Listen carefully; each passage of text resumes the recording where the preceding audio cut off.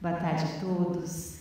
Boa tarde, minhas queridas colegas de mesa, Maria Marta. Eu queria agradecer muito sinceramente mesmo, com muito afeto, a possibilidade de estar aqui. Agradecer a Sol, a Gi, a Nádia, vocês viram que tem muito afeto, é tudo já no apelido mesmo, né? Da oportunidade de estar compartilhando com vocês percursos, né, de pesquisa. A nossa mesa, ela propõe uma relação entre discurso, escola e leituras. E a proposta que eu faço aqui, né, de muitas possibilidades que a gente poderia extrair dessa relação, é justamente de trazer, e aí eu vou até agradecer a Neblina de Chapecó, né, porque a Marineiva e a Neblina de Chapecó, a Marineiva e a Márcia, que tiveram que ser encaixadinhas aí rapidamente, apresentam, né, justamente aquilo que eu vou colocar para vocês, que é a relação entre a análise de discurso e a história das ideias linguísticas. Então, elas puderam já aproximar um pouquinho essa conversa do público. A relação entre discurso, escola e leitura... agora eu vou me confundir. Vamos ver se eu vou conseguir dar conta disso aqui. Foi um? A relação entre discurso, escola e leitura pode derivar para muitas e complexas considerações e abordagens. A que eu me proponho fazer neste momento tomará a dimensão de refletirmos sobre discursos sobre a escola, no que diz respeito particularmente ao ensino da língua portuguesa. Nesse sentido, não estarei tratando da leitura como uma prática escolar, importantíssima naturalmente, mas como gestos de interpretação cotidianos, históricos e políticos que discursos sobre a escola e particularmente sobre a língua escolarizada instalam, configurando sentidos estabilizados com os quais invariavelmente professores, coordenadores, gestores, alunos e a sociedade como um todo se relacionam. Para produzir um lugar de escuta social, como nos propõe Pechet, minha ancoragem se dará pela abordagem da história das ideias linguísticas. E o que significa trabalhar o ensino da língua portuguesa a partir de uma história das ideias linguísticas? Implica levar em consideração que a língua se constitui junto com um discurso sobre a língua. Um discurso que pode ou não ser metalinguístico. E que essas diferentes discursividades, metalinguísticas ou não, implicam na língua e, por pressuposto teórico, implicam no sujeito que fala. Essa possibilidade, construída pela história das ideias linguísticas, articula-se teoricamente à análise de discurso e dela deriva a seguinte posição: ensinar a língua portuguesa, pressupondo que esta língua tem história, uma história da língua e uma história sobre a língua, faz uma grande diferença para o professor e para o aluno, pois isso significa tomar a língua enquanto objeto de conhecimento e não como algo natural que todos já conhecem ou deveriam conhecer, porque é sua língua materna. No caso específico do ensino, a história das ideias linguísticas permite que façamos as devidas diferenças entre língua materna, língua oficial, língua nacional, o que para a escola implica em uma mudança de paradigma, qual seja, a escola é um instrumento do Estado que tem como uma de suas atribuições o ensino da língua oficial do Brasil, que em nossa história de ex-colônia portuguesa se historicizou enquanto a língua portuguesa. Desse modo, a escola não ensina a língua materna. Seu objeto de ensino é a língua oficial do Estado brasileiro. Do ponto de vista político e simbólico, isso faz uma diferença muito grande.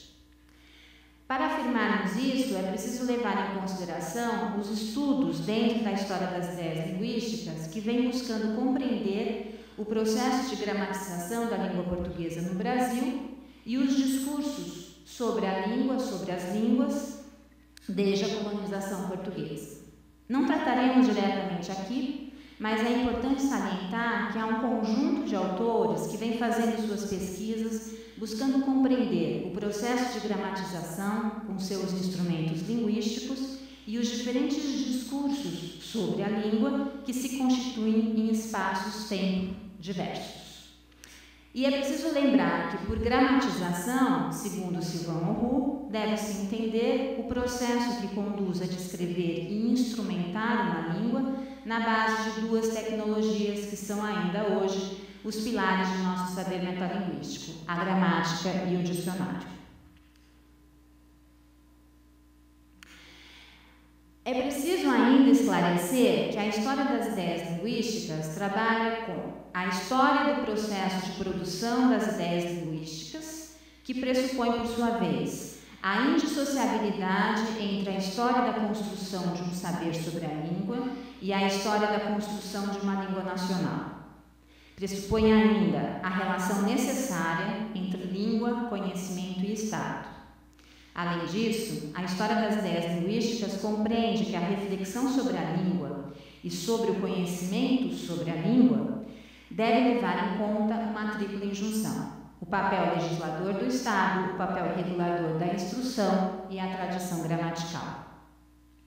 Tratar das ideias linguísticas é, pois, tratar da língua, dos instrumentos tecnológicos a ele ligados e da sua relação com a história do povo que a fala.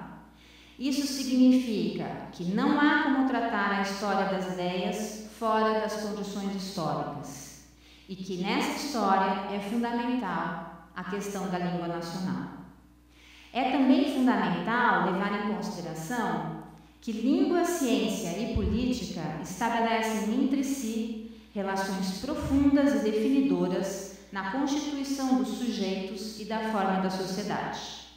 Isso implica considerar que, ao mesmo tempo em que a linguística vai se constituindo como ciência, a questão da língua é afetada pela relação do sujeito com o Estado, sendo as políticas linguísticas a forma mais visível desta relação. Assim, ao se definir a língua que se fala, ou seja, com que estatuto, onde, quando e os modos de acesso a ela, pratica-se as várias formas de política da língua, ao mesmo tempo em que, para identificá-la, é preciso produzir conhecimento, análises, dando à língua uma configuração particular. Passei 2? Obrigada. Assim, os discursos sobre a língua, sobretudo aqueles que configuram os instrumentos linguísticos, como gramáticas e dicionários e vários outros, são compreendidos como constituídos pela relação indissociável entre a história, a ideologia e o político. Desse modo, na reflexão sobre o processo de gramatização, toma-se os instrumentos linguísticos e sua exterioridade constitutiva, ou seja, o sujeito e a sociedade na história. O processo de gramatização da língua portuguesa no Brasil... Tá certo? Tá certinho. Obrigada, tá certinho. O processo de gramatização da língua portuguesa no Brasil pode ser dividido em 4 momentos no espaço-tempo, pensados enquanto condições de produção do funcionamento da língua. Aqui quero trazer um recorte específico do 4º momento em que, segundo Guimarães e Orlandi, o nome da língua entra em questão. Para tanto, trago parte do relatório da comissão responsável, em 1945, por discutir qual seria o nome da língua que se fala no Brasil. Diz o relatório, cujo relator foi Souza da Silveira: o nome do idioma nacional do Brasil é a língua portuguesa. Essa denominação, além de corresponder à verdade dos fatos, tem a vantagem de lembrar em 2 palavras, língua portuguesa, a história de nossa origem e a base fundamental de nossa formação de povo civilizado. Trouxe esta passagem para introduzir minha principal questão nesta conversa de hoje.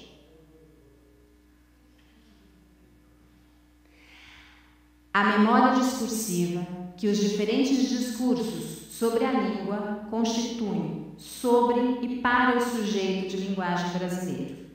Memória discursiva que é trabalhada e atualizada na escola, uma instituição do Estado que tem o dever de ensinar a língua oficial do Brasil que é, em função de um longo processo histórico-político, a língua portuguesa. Dito de outro modo, a escola é o lugar por excelência remetido à tarefa de ensinar a língua portuguesa, que pelo nosso processo de gramatização se configurou também como língua nacional, oficial e materna dos brasileiros, produzindo uma coincidência histórica entre estas línguas que não são iguais.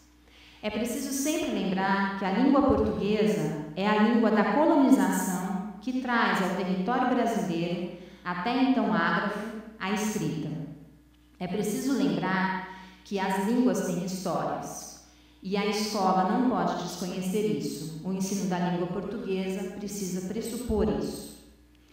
A história das ideias linguísticas não nos deixa esquecer que a relação com a escrita no espaço de enunciação brasileiro é uma relação inaugurada pela colonização portuguesa, por uma formação discursiva europeia, branca, cristã, como nos diz Marisa Vieira da Silva. A história das ideias linguísticas também não nos deixa esquecer que a escrita é tomada como uma tecnologia linguística, pensada por sua vez enquanto objeto histórico e simbólico com espessura. Sua forma material significante são as letras do Estado e a letra de uma igreja. Inscrições no sujeito administrado, instruído, catequizado, ou seja, o colonizado que tem um passado projetado pelo conhecimento colonial como um passado nulo, selvagem e bárbaro. Vejamos um recorte trazido da tese de Vieira da Silva. O irmão Vicente Rijo Rodrigues ensina a doutrina aos meninos cada dia e também tem escola de ler e escrever. Parece um bom modo este para trazer os índios desta terra, os quais têm grandes desejos de aprender, e perguntados se querem, mostram grandes desejos. Desta maneira, ir-lhes-ei ensinando as orações e doutrinando-os na fé até serem hábeis para o batismo. Trabalhamos de saber a língua deles, e nisto o Padre Navarro nos leva vantagem a todos. Temos determinado ir viver com eles às aldeias, como estivermos mais assentados e seguros, e aprender com eles a língua, e ir-los doutrinando pouco a pouco. Trabalhei por tirar em sua língua as orações e algumas práticas de Nosso Senhor, e não posso achar língua que nos saiba dizer, porque são eles tão brutos que nem vocábulos têm. Nesse processo de apropriação da língua da escrita, de uma língua com escrita,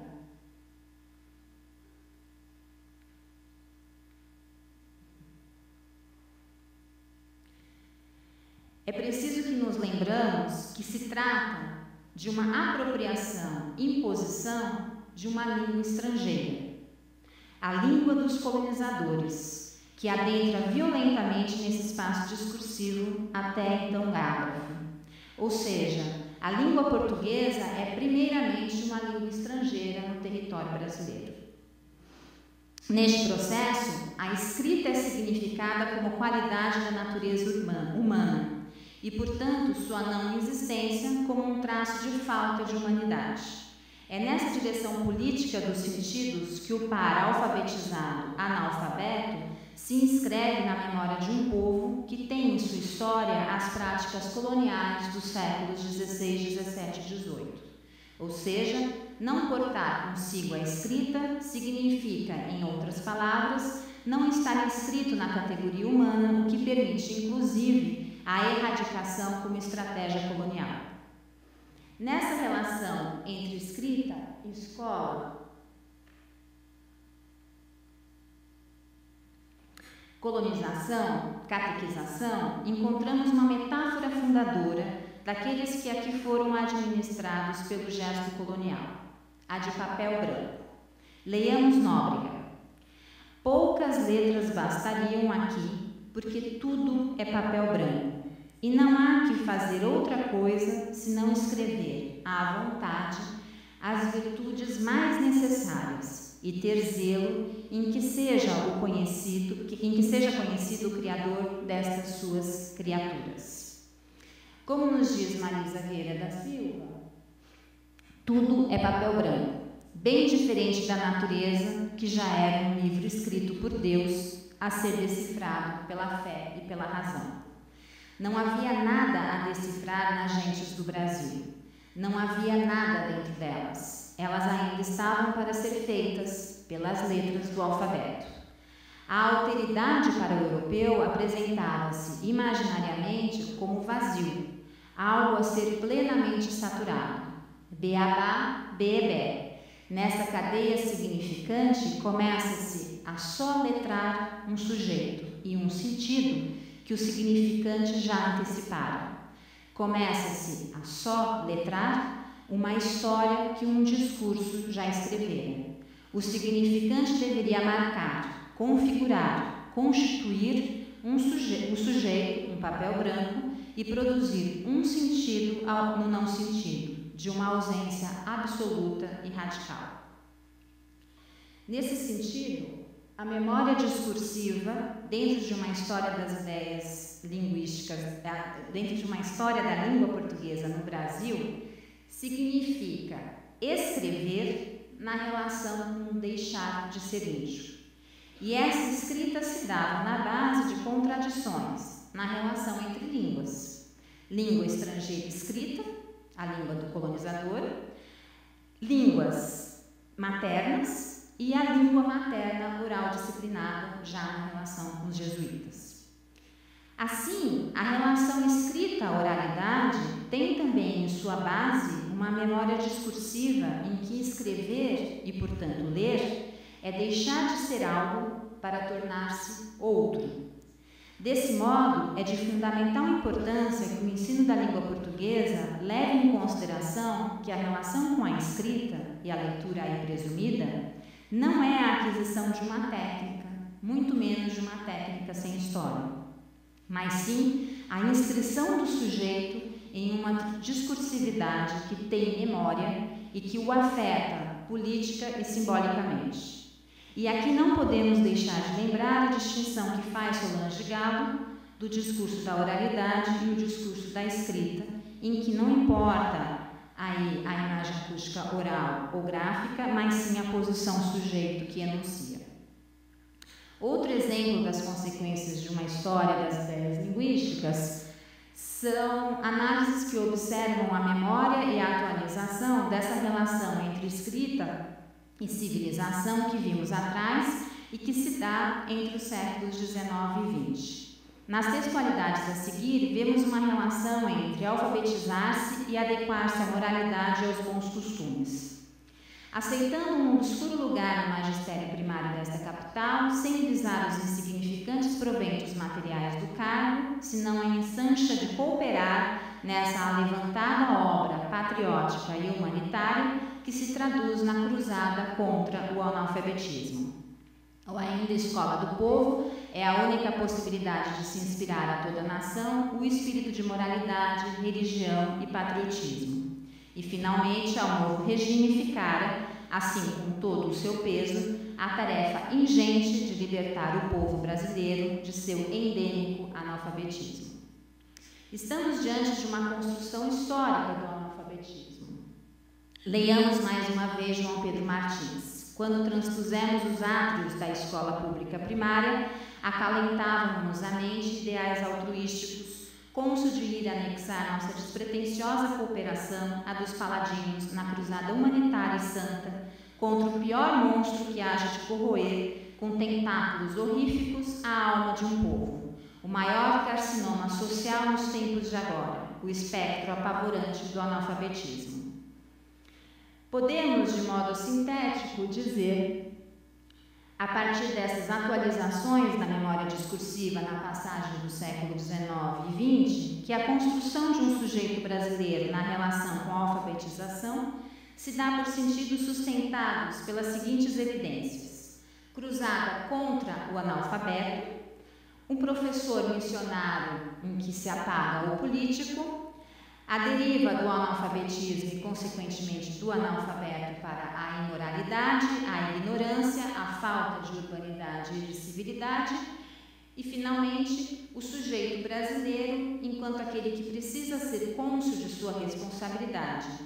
Ele precisa, como nos ensina Péchet, se despir de sua língua materna, que é aí significada como imoral, e estar na língua nacional oficial portuguesa, que é imaginariamente a língua materna e, portanto, moral de alguns. A língua e a línguas, diz-nos Péchet e Gabet.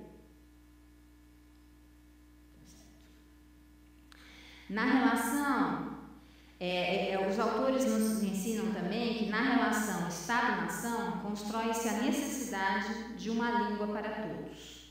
Para ser cidadão, é preciso se liberar de seus particularismos, de seus costumes locais, de suas concepções ancestrais e de sua língua materna, para estar junto com todos, igual a todos, livre com todos, na língua de todos. Como nos apontam os autores, com a Revolução Burguesa absorvem-se as diferenças rompendo barreiras. Com ela, apaga-se o choque de dois mundos para ressignificar-se como um confronto estratégico em um só mundo. Um exemplo foi a França, após a Revolução Burguesa, com duas gramáticas. Uma gramática bilíngue, latim-francês, para aqueles que já iam à escola, e uma outra monolíngue, com estruturas de frases extremamente simples, para as novas presenças neste espaço escolarizado. Proclama-se assim o ideal de igualdade dos cidadãos, inclusa aí a igualdade diante da língua, como uma das condições necessárias para efetivar-se a liberdade dos cidadãos. Ao mesmo tempo, organiza-se consistentemente uma desigualdade real, estruturalmente reproduzida por uma divisão política no ensino da gramática. Pensando nessas complexas relações que viemos expondo, poderíamos afirmar que elas vão na direção de sentidos que configuram um sujeito urbano escolarizado, um sujeito inserido e tomado em e por uma sociedade que constrói seus espaços de significação, tocados de uma só vez pelos sentidos do letramento e da urbanização, em uma palavra, civilização. Ser civilizado é portar consigo e adequadamente, dentro de uma memória discursiva, a escrita. Este sentido político e, portanto, simbólico significa na sala de aula. Nesse sentido, é preciso que levemos em consideração que a escola, dentro do efeito republicano, vem recebendo a tarefa de produzir a igualdade através do ensino da língua portuguesa, tomada imaginariamente como a língua materna. Desconhecer que estas línguas, língua oficial, línguas maternas, língua nacional, se constroem historicamente, são distintas, e os discursos sobre elas repercutem efeitos de sentidos entre os sujeitos, contribuem na manutenção do ensino da língua portuguesa apenas enquanto uma técnica a ser aprendida, apagando o fato de que o sujeito se constitui na e pela língua. Além disso, é preciso sempre lembrar que há uma repetição que reverbera na memória sempre atualizada da educação a partir desses sentidos republicanos de igualdade. Essa memória aponta para uma concessão, todos têm acesso, e é aí que a meritocracia se instala. É o talento de cada um ahistórico e, portanto, fora das condições de produção e, portanto, fora das condições materiais de existência, que garante o lugar social a ser ocupado.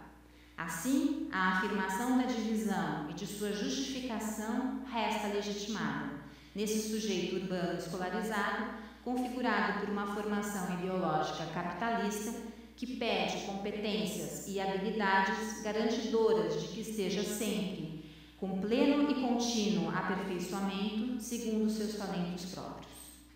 Nessa direção de sentidos, tudo o que se desvia da conformidade garantida pela igualdade inscreve o sujeito em seu mal-estar na língua, em seu mal-estar na cidade, dividindo os sujeitos, agora iguais, entre aptos e inaptos, capazes e incapazes. Habilidades, talentos, capacidades, sentidos que naturalizam, apagando-a, a impossibilidade histórica de sujeitos inscreverem-se em determinadas posições, deslocando para cada indivíduo a responsabilidade, ora marcada como falta de vontade, de perseverança, ora marcada pela incapacidade cognitiva, ora marcada por um não desejo de estar com os outros, enfim, despolitizando a história. Nossa posição é a de que a escola deve abrir condições de produção para que o sujeito, seja o aluno, seja o professor, observe, descreva, trabalhe com o objeto de conhecimento que a escola tem o dever de ensinar, a língua portuguesa enquanto uma língua familiarmente conhecida para alguns, mas não a língua materna de cada aluno, uma vez que a língua dos instrumentos linguísticos, a língua imaginária, não coincide com a língua materna de sujeito algum, pois ela é construída imaginariamente como uma unidade e é necessária para o Estado. Lembremos quanto a isso que, segundo o RU, coincidem o processo de nacionalização dos Estados e o período de elaboração massivo e sistemático de gramáticas e dicionários monolíngues entre os séculos XV e XVI. Nesse sentido, insisto, é preciso que se abra espaço nas práticas inseridas na escola para uma escuta que trabalhe com o ensino de um lugar onde a técnica não sobredetermine os gestos de interpretação, as leituras possíveis, lidando assim com a ordem do político que constitui os diferentes dizeres que circulam no e sobre o espaço escolar.